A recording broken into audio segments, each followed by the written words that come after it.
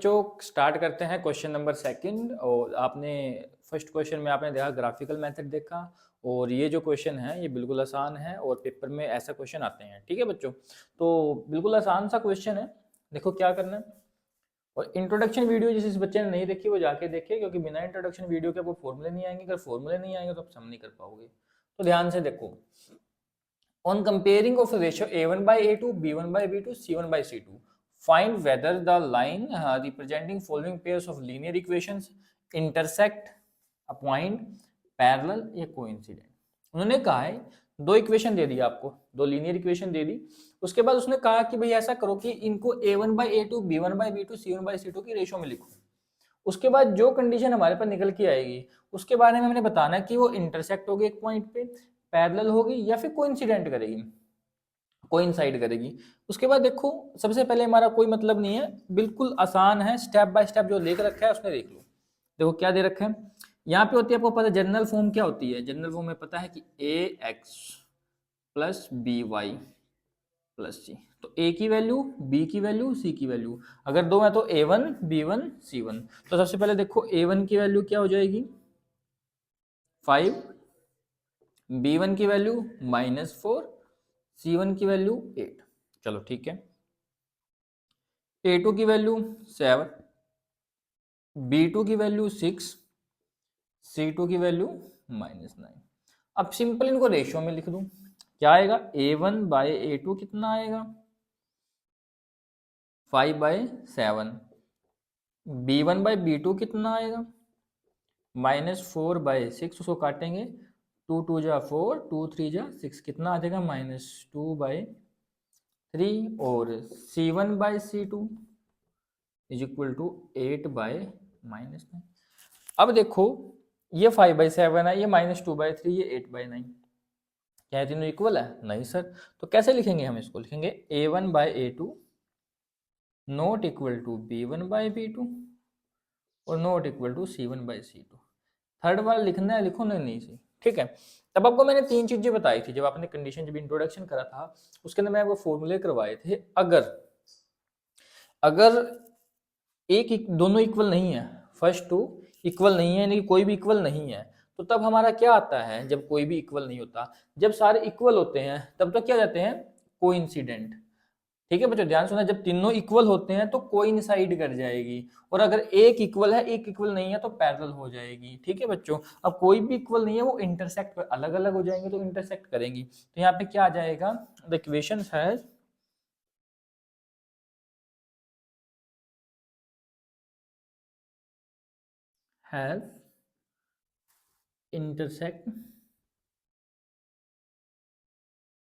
intersect at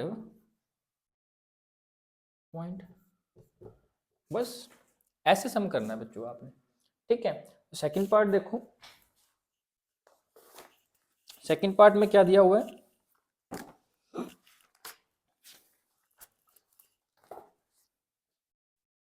यहां पे करते हैं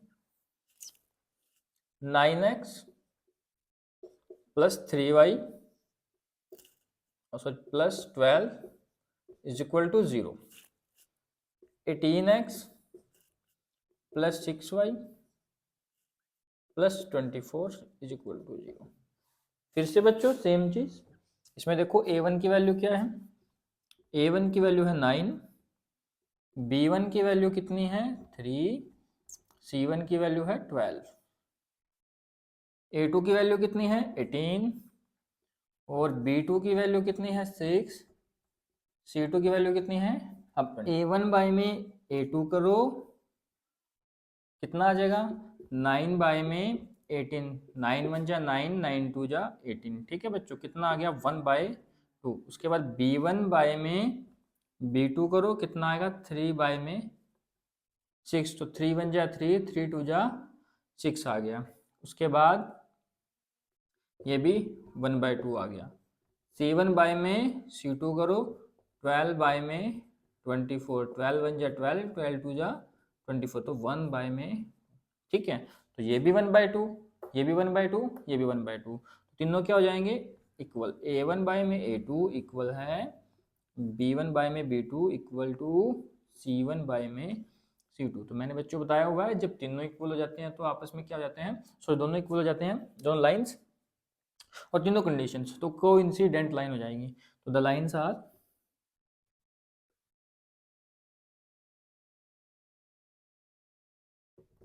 कोइंसिडेंट। ठीक है बच्चों। अब थर्ड सम देखो, थर्ड भी मैं यहीं करवा देता हूं आपको।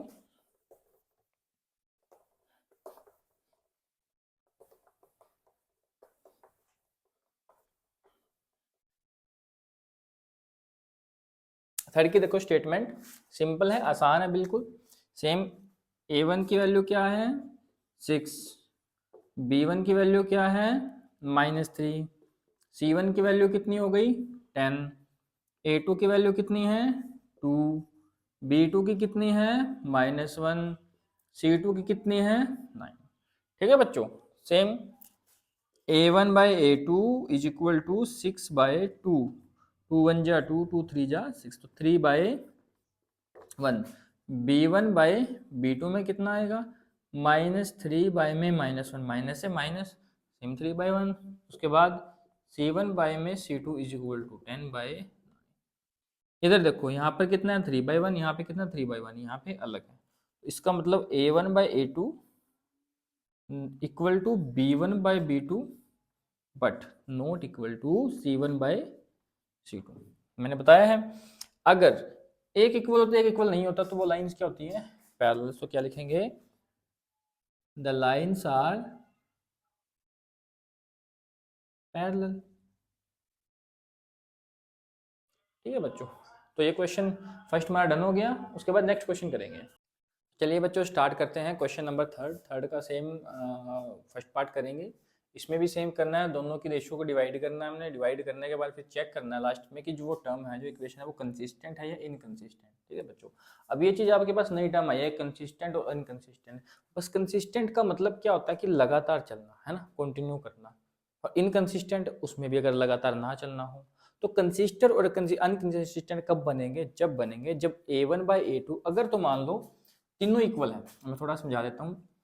A1 बाई A2 अगर इक्वल है B1 बाई B2 इक्वल है C1 बाई C2 के, तब भी क्या हो जाएगा कंसिस्टेंट हो जाएगा। ठीक है। अगर तीनों इक्वल नहीं है तब भी क्या हो जाएगा कंसिस्टेंट हो जाएगा। जब एक इक्वल और एक इक्वल नहीं है तब इनकंसिस्टेंट हो जाएगा। ये चीज ध्यान रखनी है। जब तीनों इक्वल हो तब कंसिस्टेंट, जब तीनों इक्वल ना हो तब कंसिस्टेंट। अब एक इक्वल नहीं है तो इनकंसिस्टेंट। ठीक है बच्चों। बस ऐसे ही करना है और बाकी सम जैसे पहला कर रखा है वैसे ही सेम टू सेम करना है हमने। चलो अब देखो A1 की वैल्यू क्या है इसमें सेम 3, B1 की वैल्यू है 2, C1 की वैल्यू है 5। ठीक है। A2 की वैल्यू कितनी हो जाएगी 2, B2 की वैल्यू कितनी हो जाएगी -3, C2 की वैल्यू हो जाएगी 7। चलो सेम A1 बाय में A2 equal to 3 bye 2, B1 by में B2 equal to 2 bye -3, C1 bye में C2 इक्वल टू 5 बाय 7। ये 3 बाई 2 है, ये 2 बाई -3 है, ये 5 बाई 7 है। यानी कि तीनों ही इक्वल ही नहीं है, अनइक्वल है। चलो आपको पता ही क्या आएगा A1 बाय में A2 not equal to B1 by में B2 not equal to C1 bye में C2। जब तीनों इक्वल ही नहीं है तब भी क्या बन जाएगा वो कंसिस्टेंट।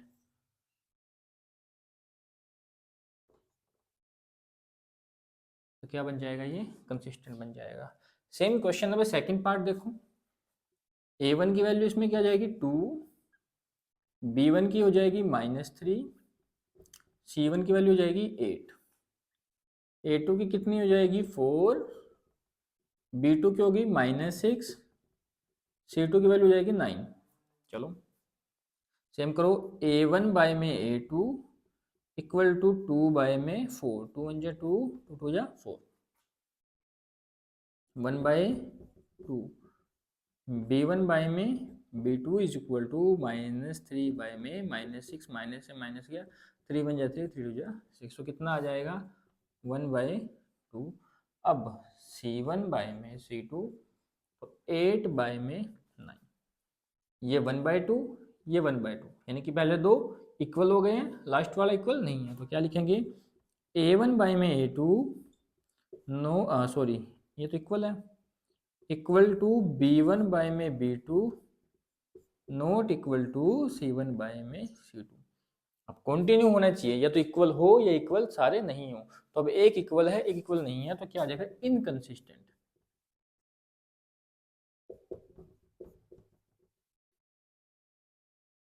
ठीक है बच्चों उसके बाद नेक्स्ट पार्ट करते हैं नेक्स्ट वीडियो में। तो चलिए बच्चों स्टार्ट करते हैं क्वेश्चन नंबर 3 का थर्ड पार्ट। ठीक है सेम है थोड़ा ये फ्रैक्शन में दे रखे हैं कोई घबराने की बात नहीं है बिल्कुल भी। देखो सेम करना है A1 की वैल्यू कितनी है 3/2 B1 की वैल्यू कितनी है 5/3 C1 की वैल्यू कितनी है 7 A2 की वैल्यू कितनी है 9 B2 की कितनी है -10 C2 की कितनी है 14। सेम रेशो डिवाइड करो A1/A2 जब करेंगे हम क्या करेंगे 3/2 के नीचे कितना आ जाएगा 9। अब जब इसको नीचे 9 आ गया तो इसके नीचे हम 1 लगा सकते हैं। जब इसकी क्रॉस मल्टीप्लाई की रेसिप्रोकल करेंगे जो ये 1 आ जाएगा यहाँ पे और 9 आ जाएगा इधर। ठीक है यानी कि जो हमारे पास बनेगी वो बनेगी 3/2 मल्टीप्लाई में 1/9 3 3 जा 9 2 3 जा 6 तो कितना आ जाएगा 1/6। कोई दिक्कत तो नहीं है किसी भी तरीके की कुछ पूछना हो। चलो आगे देखते हैं बच्चों अब बारी है B1/B2 इज इक्वल टू कितना आएगा 5/3 B2 की वैल्यू कितनी है -10। अब जिसके नीचे कोई नहीं होता उसके नीचे सर 1 होता है 1 लगा दिया। फिर से जब रेसिप्रोकल करते हैं ऊपर चल जाती है ये टर्म मल्टीप्लाई में जाती है जब और ये नीचे चल जाती है। ठीक है बच्चों तो जब हम करेंगे तो कितना आ जाएगा ये आएगा हमारे पास 5/3 का तो कुछ बिगड़ना नहीं है एज इट इज मल्टीप्लाई 1 चल जाएगा ऊपर और -10 नीचे 5 2 जा 10 तो कितना आ जाएगा 3 2 जा 6 इज इक्वल टू 1/-6। उसके बाद C1/C2 कितना बन जाएगा 7/14 7 1 जा 7 7 2 जा 14 1/2। पहला कितना बना है पहला हमारे पास बना है 1/6 दूसरा बना है -1/6 तीसरा ये बना है तो इसका मतलब ये तीनों ही क्या हो जाएंगे अनइक्वल। तो क्या लिखेंगे A1/में A2 इक्वल नहीं है B1/B2 not equal to C1/C2। अब कहेंगे सर ये भी 1/6 है ये भी 1/6 पर ये माइनस का थप्पा इस पे लग गया ना तो नहीं करेंगे। तो क्या बन जाएगा ये कंसिस्टेंट कंसिस्टेंट बन गया ये भी। चलो ठीक है अब ये करते हैं क्वेश्चन नंबर 4 यानी कि 4th पार्ट इसका। A1 की वैल्यू है 5 और B1 की वैल्यू है -3 C1 की वैल्यू है 11। ठीक है बच्चों अब A2 की वैल्यू है -10 B2 की वैल्यू है 6 C2 की वैल्यू है हमारे पास -22।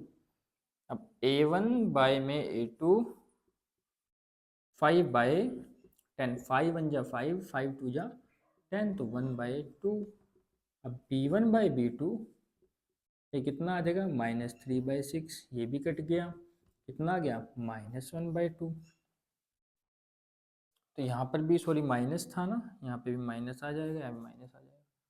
अब C1/में C2 पे जब लगाएंगे तो 11/में -22 ये भी कितना आ जाएगा -1/2। तो देखिए ये भी -1/2 ये भी -1 तो तीनों क्या होंगे इक्वल हो जाएंगे। तो कंडीशन आएगी A1/में A2 इक्वल टू B1/में B2 इक्वल टू C1/में C2 तो क्या बन जाएगा कंसिस्टेंट। ठीक है बच्चों 4 पार्ट हो गए हैं एक पार्ट हो रहा है यहीं पे करवा देता हूँ मैं आपको, देखो।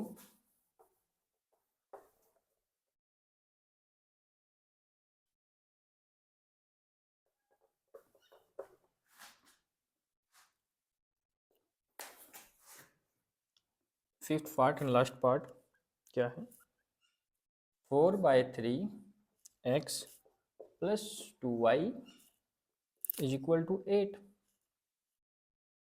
2x प्लस 3y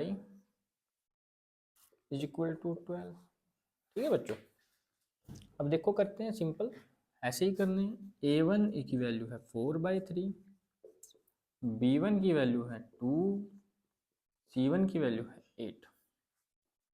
ठीक है बच्चों, उसके बाद देखते हैं a2 की वैल्यू कितनी है। a2 की वैल्यू है 2, b2 की वैल्यू है 3, c2 की वैल्यू है 12। रेशियो डिवाइड करो, a1 बाय में a2 में कितना आएगा, 4/3 बाय में 2। चलो ठीक है, मैंने कहा था जिसके नीचे कुछ नहीं उसके नीचे 1, और ये को मल्टीप्लाई करेंगे तो ये ऊपर आ जाएगा, यानी कि 4/3 मल्टीप्लाई 1/2, और 2 2 जा तो क्या होता है 4 होता है, इज इक्वल टू 2/3। तो b1 बाय में b2 में कितना आ जाएगा भाई 2/3, और c1 बाय में c2 में कितना आएगा 8/12। तो 4 पे जाएगा, 2 पे जाएगा, ये 3 पे जाएगा, 2/3। ये तो तीनों इक्वल हो गए, तीनों इक्वल हो गए तो लिख दो a1/a2 equal to b1/b2 equal to c1/c2। तो जब सारे इक्वल हो जाते हैं तो कंसिस्टेंट।